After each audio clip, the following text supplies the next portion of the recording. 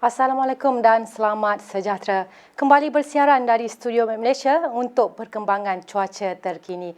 Kita mulakan laporan cuaca hari ini dengan melihat kepada carta angin semasa.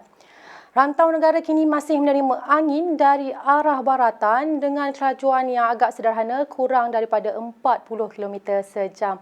Namun menjelang esok, keadaan angin di bahagian latitude tinggi ini dijangka akan bertiup dengan lebih kencang menuju ke arah taufan Noul yang kini sedang berada di selatan Filipina, di mana kelajuan angin di kawasan ini boleh melebihi 40 km sejam. Oleh itu, Malaysia masih lagi mengekalkan amaran angin kencang dan juga laut bergelora kategori pertama untuk kawasan yang telah ditandakan dengan warna kuning berkenaan. Amaran ini berkuat kuasa daripada hari esok sehingga ke 30 Julai. Keadaan ini adalah berbahaya kepada semua aktiviti laut, aktiviti perikanan dan juga perkapalan. Berikutan ketinggian ombak boleh mencecah 3.5 meter dan juga kelajuan angin boleh mencecah 50 km sejam di kawasan terbabit. Seterusnya kita lihat kepada paparan imej satelit semasa. Keadaan berawan dan juga mendung kini sedang diperhatikan melitupi seluruh semenanjung Malaysia dan juga kebanyakan kawasan di Sabah. Untuk melihat keadaan cuaca semasa dengan lebih teliti, mari kita lihat paparan imej gemarada ini di mana keadaan hujan berserta ribut petir kini sedang tertumpu di beberapa kawasan di negeri Perlis, Kedah, Perak, Selangor, Kelantan, Terengganu, Pahang dan juga Johor. Keadaan cuaca lembap di bahagian barat semenanjung, terutamanya di bahagian utara ini, dijangka boleh berterusan sehingga ke awal malam nanti.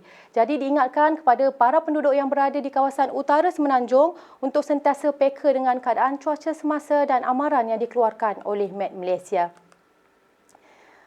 Berdasarkan paparan gemerada di Sabah dan juga di Sarawak, keadaan cuaca adalah cerah dan tiada hujan kecuali di beberapa tempat yang meliputi bahagian Miri serta di bahagian pedalaman Sabah yang dijangka boleh beransur reda dalam sedikit masa sahaja lagi.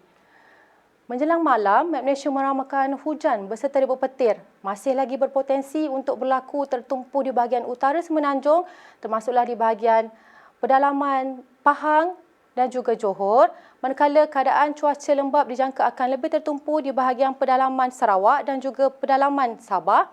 Menjelang esok hari, garis badai dijangka akan mula memasuki kawasan di utara semenanjung dan juga di pantai barat, dan keadaan cuaca lembap ini dijangka boleh berterusan dalam 2 ke 4 jam.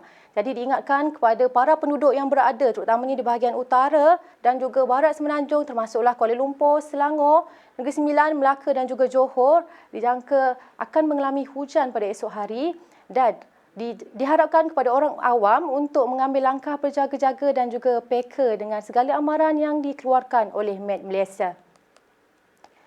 Baiklah, ini perkembangan cuaca terkini dari kami. Jangan lupa ikuti kami di laman sosial seperti di Facebook, Instagram, X dan juga YouTube untuk informasi cuaca, gempa bumi dan juga tsunami yang terkini serta yang sahih.